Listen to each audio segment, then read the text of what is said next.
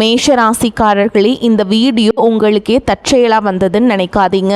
இப்போ நீங்கள் இந்த மேஷ ராசி பலன் பார்க்குறீங்கன்னா அதுக்கு பின்னால் ஒரு காரணம் இருக்குது. சமீப காலமாக மனசில் ஏதோ ஒரு குழப்பம் அல்லது எப்போ நல்ல மாற்றம் வரும்னு ஒரு கேள்வி இருந்தால் அந்த கேள்விக்கான பதிலை தேடி தான் இப்போ நீங்கள் இங்கே வந்திருக்கீங்க.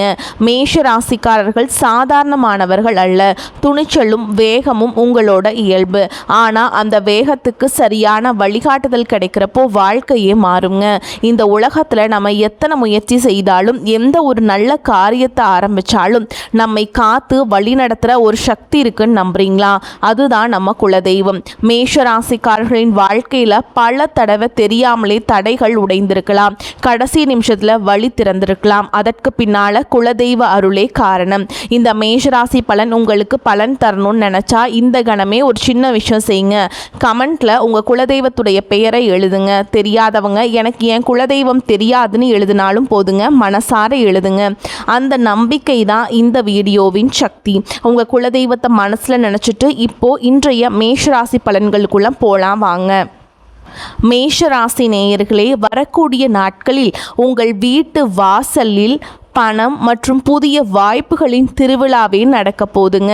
இனி வரக்கூடிய நாட்கள் சாதாரணமான ஒன்றாக நினைத்து ஏமாந்து விட வேண்டாம். ஏனெனில் தேவகுரு பிரகஸ்பதி கடக ராசியில் பிரவேசிக்க உள்ளார். இதன் மூலம் உங்களின் 5 பெரிய கனவுகள் இப்போது நனவாக போகின்றன. ஆனால் இந்த வீடியோவை நீங்கள் புறக்கணித்து விட்டால் இனி வரக்கூடிய நாட்களில் நீங்கள் மிகவும் வருத்தப்படுவீர்கள். ஐயோ, இந்த வீடியோவை நான் முன்பே பார்த்திருந்தால் இனி வரக்கூடிய நாட்கள் எனக்கு மிக சிறந்ததாக இருந்திருக்குமே என்று நீங்களே நினைப்பீர்கள். கடந்த 5 மாதங்களில் உங்களின் ஒவ்வொரு நம்பிக்கையும் உடைந்து போயிருக்கலாம். உங்களின் ஒவ்வொரு எதிர்பார்ப்பிலும் தண்ணீர் ஊற்றப்பட்டிருக்கலாம். உங்களின் ஒவ்வொரு காரியமும் 99% வரை சென்று பாதியிலேயே தடைபட்டிருக்கலாம். மற்றவர்களை பற்றி என்ன சொல்வது? உங்கள் சொந்த மனிதர்கள் கூட உங்களை புரிந்து கொள்ளவில்லை. உங்களை வீழ்த்தியவாறு மக்கள் எந்த குறையும் வைக்கவில்லை. யாரோ உங்கள் கால்களில் விலங்குகளை கட்டி போட்டது போல் ஒரு உணர்வை நீங்கள் அடைந்திருக்கலாம். வாழ்க்கையில் முன்னேறவும் பெரிய இலக்குகளை அடையும் நீங்கள் விரும்பினாலும் உங்களால் அதை செய்ய முடியாமல் போயிருக்கலாம். மக்கள் உங்களை வெளியிலிருந்து பார்க்கும்போது மிகவும் பலசாலி என்றும் ஒரு பாறை போன்றவர் என்றும் நினைத்திருக்கலாம். ஆனால் உள்ளுக்குள் நீங்கள் பயம், கவலை, மன அழுத்தம், எதிர்காலத்தை பற்றிய பயம் மற்றும் பொறுப்புகளின் சுமையால் அழுத்தப்பட்டிருந்தீர்கள். உங்கள் வாழ்க்கையில் என்ன நடக்கப் போகிறது என்று யாராவது உள்ளே எட்டி பார்த்தார்களா என்றால் இல்லை. அனைவரும் உங்கள் முகத்தை பார்த்துவிட்டு உங்கள் வாழ்க்கையில் எல்லாம் நன்றாக இருக்கிறது என்றுதான் கணித்தார்கள். ஆனால் இந்த ஜூன் மாதம் உங்களுக்கு ஒவ்வொரு துயரம், ஒவ்வொரு வழி மற்றும் ஒவ்வொரு பிரச்சனைக்கும் தீர்வை வழங்க போகிறது. 5 பெரிய நற்செய்திகள் இந்த காலகட்டத்தில் உங்களுக்காக காத்து கொண்டிருக்கின்றன. அந்த நற்செய்திகள் என்னென்ன என்று அனைத்து விவரங்களையும் ஒவ்வொன்றாக நான் கூறப்போகிறேன். ஆனால் உங்களின் ஒரு சிறிய தவறு இனி வரக்கூடிய நாட்களில் வரவிருக்கும் மகிழ்ச்சியின் மீது தண்ணீர் ஊற்றிவிடலாம். நீங்கள் வருத்தப்பட வேண்டிய சூழல் வரலாம். எனவே நீங்கள் என்ன தவறுகளை செய்யக்கூடாது என்பதை கவனமாக இருக்க வேண்டும். ஏனெனில் பெரும்பாலும் நீங்கள் ஆவேசத்தில் அறிவை இழந்து விடுகிறீர்கள். கடந்த 5 மாதங்களான ஜனவரி, பிப்ரவரி, மார்ச், ஏப்ரல், மே ஆகிய காலங்களில் உங்களுக்கு ஏமாற்றம் எதிரிகளிடமிருந்து கிடைக்கவில்லை. மாறாக உங்கள் சொந்த மனிதர்களிடமிருந்து தான் கிடைத்தது. எந்த மனிதரை பார்த்து இவர் என் வாழ்நாள் முழுதும் துணையாக இருப்பார் என்று நீங்கள் நினைத்தீர்களோ அதே மனிதர் தான் உங்களுக்கு அதிக ஆதரவு தேவைப்பட்ட நேரத்தில் உங்களை நடு வழியில் கைவிட்டார். ஆனால் அதை பற்றி கவலைப்பட வேண்டாம். இப்போது நீங்கள் பலசாகி ஆகிவிட்டீர்கள்.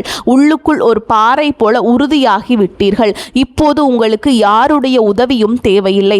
துயரங்களை நீங்களே எதிர்த்து போராடும் அளவிற்கு நீங்கள் பலமாக இருக்கிறீர்கள். முன்பு மகிழ்ச்சியும் பணமும் வந்து கொண்டிருந்தது. ஆனால் எதிரிகளின் கண் திருஷ்டியால் பணமும் தங்கவில்லை, மகிழ்ச்சியும் நிலைக்கவில்லை.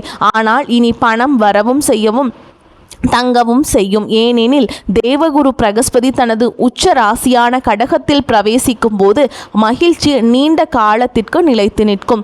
வெளியிலிருந்து பார்க்கும்போது நீங்கள் சிங்கம் போன்றவர். மக்கள் உங்களை சிங்கம் போலத்தான் கருதுகிறார்கள். ஏனெனில் உங்களுடையது மேஷராசி. வெளியில் சிங்கம் போல் இருந்தாலும் உள்ளுக்குள் யாராவது ஒருவர் உங்களிடம் எந்த சுயநலமும் இன்றி நிபந்தனை இல்லாமல் உண்மையான அன்போடு துணை நிற்க மாட்டாரா என்றுதான் நீங்கள் ஏங்குகிறீர்கள். ஆனால் அப்படி யாரும் யாரும் கிடைப்பதில்லை. இதுதான் உங்கள் வாழ்க்கையின் மிகப்பெரிய பலவீனம். எந்த ஒரு சுயநலமும் இன்றி உங்களுடன் துணை நிற்க யாரும் கிடைப்பதில்லை. ஆனால் இப்பொழுது இந்த ஜூன் மாதத்தில் இனி வரக்கூடிய நாட்களில் யாருடைய துணையும் உங்களுக்கு தேவைப்படாது.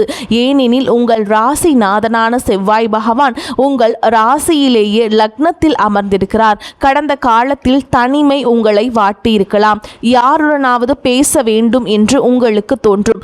ஆனால் உங்களை புரிந்து கொள்ள யாரும் இருந்திருக்க மாட்டார்கள். உங்களுடனேயே நீங்கள் பேச வேண்டிய நிலை இருந்திருக்கும்.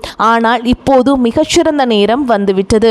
உங்களுடைய தொழில் வாழ்க்கை, ஆரோக்கியம், காதல், உறவுகள், வேலை மற்றும் வியாபாரம் என ஒவ்வொரு விஷயத்தை பற்றியும் விரிவான தகவலையோ இப்போது கொடுக்க போகிறேன். எனவே இந்த ஜூன் மாதத்தில் இனி வரக்கூடிய நாட்களில் ராசி பலனை இறுதி வரை பார்க்க வேண்டும். நீங்கள் தேவையை விட அதிகமான பொறுப்புகளை உங்கள் தலைமேல் தூக்கி வைத்துக் கொள்கிறீர்கள். மற்றவர்களின் மகிழ்ச்சிக்காக உங்களின் சொந்த மகிழ்ச்சியை தியாகம் செய்து விடுகிறீர்கள்.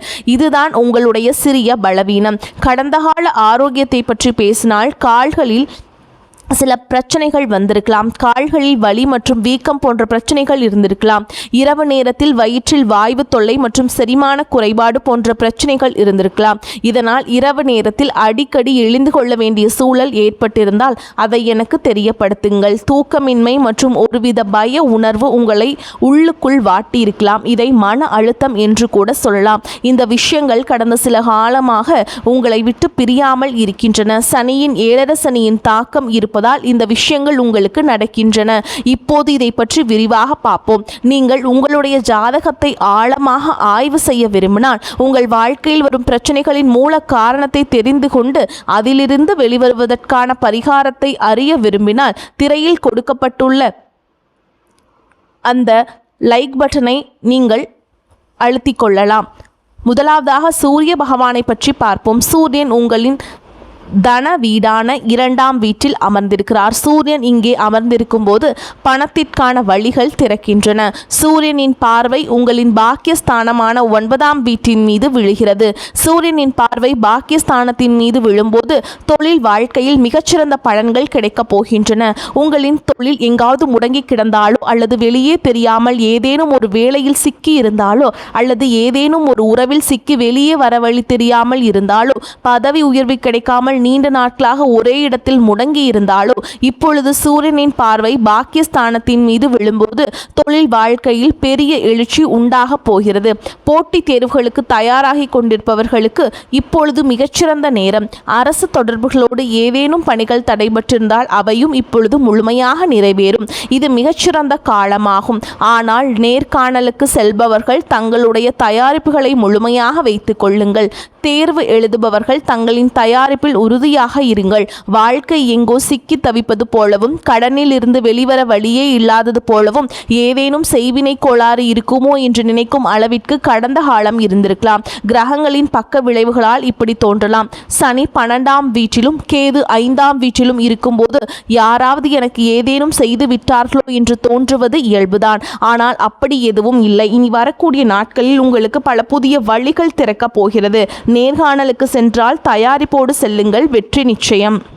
தேர்வுகளில் நீங்கள் விரும்பிய பலன் கிடைக்கும். செவ்வாய் இப்போது உங்கள் லக்னத்தில் இருக்கிறார். இதனால் ஆரோக்கியத்தில் என்ன தாக்கம் ஏற்படும் என்றால், ராசிநாதன் சொந்த வீட்டில் இருக்கும்போது உங்கள் ஆரோக்கியம் மிகவும் நன்றாக இருக்கும். ஒரு புதிய ஆற்றலும் பிறக்கும். ஆனால் 7.5 சனியின் தாக்கத்தால் சற்று வயிற்று உபாதைகள், கால்களில் வலி மற்றும் ஒருவித சோம்பேறித்தனம் வரலாம். குரு பகவானை பற்றி பார்த்தால் குரு 4ஆம் வீட்டில் இருக்கிறார். அதே மாதிரி ஜூன் 2ஆம் தேதி குரு கடகராசிக்கு பிரவேசம் பண்ணிட்டாருங்க. இந்த பிரவேசத்தின் மூலம் உங்கள் சுக சௌரியங்கள் அதிகரிக்க போகின்றன. நீங்கள் புதிய வீடு கட்ட நினைத்தாலோ அல்லது புதிய வாகனம் வாங்க நினைத்தாலோ அதில் ஏதேனும் தடைகள் வந்து கொண்டிருந்தால் இப்போது அந்த நல்ல காரியம் தொடங்க போகிறது. வீடு, வாகனம் போன்ற உங்களின் கனவுகள் நனவாக போகின்றன. இந்த நேரத்தை நீங்கள் முழுமையாக பயன்படுத்தி கொள்ள வேண்டும். குரு 4ஆம் வீட்டிற்கு வரும்போது அவரின் பார்வை 10ஆம் வீடான தொழில் ஸ்தானத்தின் மீது விழுகிறது. இதனால் தொழில் வாழ்க்கை பெரிய முன்னேற்றம் காண தொடங்கும். வேலை செய்யும் இடத்தில் மதிப்பு மரியாதை உயரும். உங்கள் தந்தை போன்ற ஒரு பெரிய மனிதர் உங்களுக்கு நல்ல ஆலோசனைகளை வழங்கலாம். அந்த ஆலோசனை உங்கள் வாழ்க்கையை மாற்றும் அளவிற்கு அமையலாம். செவ்வாய் சொந்த வீட்டில் இருக்கும்போது நீங்கள் யாருடைய பேச்சையும் கேட்க மாட்டீர்கள். செவ்வாய் உங்கள் ராசிநாதன் என்பதால் நான் தான் பெரிய ஆள், எனக்கு யாருடைய உதவியும் ஆலோசனையும் தேவையில்லை என்று உங்களுக்கு தோன்றும். ஆனால் குருவின் பார்வை 10ஆம் வீட்டில் விழும்பொழுது யாராவது உங்களுக்கு ஆலோசனை வழங்கினால் அது உங்கள் வாழ்க்கையை மாற்றும் ஆலோசனையாக இருக்கலாம். எனவே அந்த ஆலோசனையை நீங்கள் அலட்சியப்படுத்த வேண்டாம். மேஷராசி நேயர்களே, இந்த காலகட்டத்தில் நீங்கள் செய்யக்கூடாத மிகப்பெரிய தவறு என்னவென்றால் கோபத்தில் எந்த ஒரு முடிவையும் எடுக்கக்கூடாது. ஏனெனில் கடந்த காலத்தில் நீங்கள் கோபத்தை வெளியில் காட்டாமல் அனைத்தையும் உள்ளுக்குள்ளேயே அடக்கி வைத்திருந்தீர்கள். யாராவது தவறாக பேசினாலும் சண்டை சச்சரவு வேண்டாம் என்று அமைதியாக இருந்து விட்டீர்கள். ஆனால் விஷயங்கள் எல்லை மீறும் போது உங்களுக்கு கோபம் எரிமலை போல வெடிக்கிறது. அதில் உள்ள சிக்கல்கள் என்னவென்றால் அந்த கோபம் மற்றவர்களை விட உங்களுக்கே அதிக நஷ்டத்தை ஏற்படுத்துகிறது. நீங்கள் உங்களுக்கே பாதிப்பை ஏற்படுத்தி கொள்கிறீர்கள், அல்லது உங்களின் ஏதேனும் விலை உயர்ந்த பொருளை உடைத்து விடுகிறீர்கள், அல்லது உங்கள் வாழ்க்கை துணை மற்றும் சொந்தங்களின் மனதை காயப்படுத்தும் வார்த்தைகளை பேசிவிடுகிறீர்கள். அவர்களுக்காக நீங்கள் எத்தனையோ நன்மைகளை செய்திருந்தாலும் உங்களின் இந்த ஒரு கோபத்தால் செய்த நன்மைகள் அனைத்தும் வீணாகி விடுகிறது. எனவே இந்த காலகட்டத்தில் நீங்கள் எந்த தவறும் செய்யக்கூடாது. கோபத்தில் எந்த முடிவும் எடுக்கக்கூடாது. கோபமாக இருக்கும்போது வாகனங்களையும் இயக்கக்கூடாது என்பதை நினைவில் கொள்ளுங்கள். ராகு பகவான் நீண்ட காலமாக உங்களின் 11ஆம் வீட்டில் இருக்கிறார். குரு பலமாக இருக்கிறார். சூரியனின் பார்வை பாக்கியஸ்தானத்தில் உள்ளது. இவை அனைத்தும் நல்ல விஷயங்கள். ஆனால் ராகு உங்களை வீண் செலவு செய்ய தூண்டி கொண்டிருக்கிறார். தவறான இடங்களில் செலவு செய்ய வைக்கிறார். ஆனால் பணவரவும் வந்து கொண்டுதான் இருக்கிறது. ஒருவித மாயை மற்றும் குழப்பத்தில் நீங்கள் சிக்கி இருக்கிறீர்கள். யார் என்ன சொன்னாலும் அதை அப்படியே நம்பிவிடக்கூடாது என்பதில் கவனமாக இருங்கள். ஏதேனும் திசை மாற்றங்கள் ஏற்படலாம் என்பதால் இந்த காலகட்டத்தில் நீங்கள் சிதறிவிடக்கூடாது. கடந்த காலகட்டத்தில் நீங்கள் கோபத்தினால் உங்களுக்கு அதிக நஷ்டத்தை ஏற்படுத்தி கொண்டிருந்தீர்கள். யாரையாவது நம்பினால் கண்மூடித்தனமாக நம்பினீர்கள். உங்களின் சொந்த நலனை தியாகம் செய்துவிட்டு மற்றவர்களின் வாழ்க்கையை மேம்படுத்த பார்க்கிறீர்கள். ஆனால் இந்த தவறினால் உங்கள் சொந்த குடும்பத்தினர் மற்றும் பிள்ளைகள் கூட உங்கள் மீது கோபப்படுகிறார்கள். இவர் எப்போதும் மற்றவர்களுக்கே நல்லது செய்கிறார், நம்மை பற்றி யோசிப்பதில்லை என்று அவர்கள் நினைக்கிறார்கள். எனவே இதில் கட்டுப்பாட்டுடன் இருங்கள். மற்றவர்களை பற்றி யோசிப்பதை குறைத்து உங்களை பற்றியும் உங்கள் பிள்ளைகளை பற்றியும் அதிகமாக சிந்தியுங்கள். மேஷராசி என்பது ராசி சக்கரத்தின் முதல் ராசி. உங்கள் அதிபதி செவ்வாய். நீங்கள் நினைத்தால் எதை வேண்டுமானாலும் சாதிக்கலாம், எவ்வளவு பணம் வேண்டுமானாலும் சம்பாதிக்கலாம். ஆனால் உங்களின் அடுத்த கன முடிவு உங்களுக்கே தெரியாது. திடீரென ஒரு நாள் வண்டி வாங்க வேண்டும் என்று தோன்றி வாங்கி வந்து விடுவீர்கள். அடுத்த நாள் வண்டியை விற்க வேண்டும் என்று நீங்கள் விற்று விடுவீர்கள். உங்கள் மனம் ஒரே நிலையில் நிலையாக இருப்பதில்லை. உறவுகளில் கூட ஒருவரை பிடித்து பேசிக்கொண்டிருப்பீர்கள். இரவு ஏதோ யோசனை வந்து அந்த உறவு வேண்டாம் என்று கூறிவிடுவீர்கள். இப்படி அவசரப்பட்டு எடுத்த முடிவுகளால் கடந்த காலத்தில் பல தவறுகள் நடந்து உங்கள் வாழ்க்கை நிலை மாறி இருக்கலாம். மனிதர்களிடமிருந்து தூரமும் ஏற்பட்டிருக்கலாம். நீங்கள் மற்றவர்களுக்கு செய்யும் நன்மைகளில் சிறிய அளவாவது அவர்கள் உங்களுக்கு திருப்பி கொடுத்தால் உங்கள் வாழ்க்கை நன்றாக இருக்கும். ஆனால் அப்படி நடப்பதில்லை. எனவே இந்த விஷயங்களை கட்டுப்படுத்துங்கள். மேஷராசினியர்கள் தங்களுக்கு ஏதேனும் உடல்நலக்குறைவு ஏற்பட்டால் அதை அலட்சியப்படுத்தாதீர்கள். வயிற்றில் வலி இருந்தால் நாளை பார்த்து கொள்ளலாம் என்று தள்ளி போடாதீர்கள். ஓகேங்களா? அதே வீட்டில் யாருக்காவது உடல்நிலை சரியில்லை என்றால் உங்களால் தாங்க முடியாது. உடனே அவர்களை மருத்துவமனைக்கு அழைத்து செல்வீர்கள். ஆனால் உங்களை பற்றி யாரும் கவலைப்படுவதில்லை. நீங்கள் தான் உங்களை கவனித்துக் கொள்ள வேண்டும். இனி வரக்கூடிய நாட்களில் உங்களை பற்றியும் உங்கள் மகிழ்ச்சியை பற்றியும் அதிகமாக சிந்தியுங்கள். பணத்தை மிகவும் யோசித்து செலவு செய்யுங்கள்.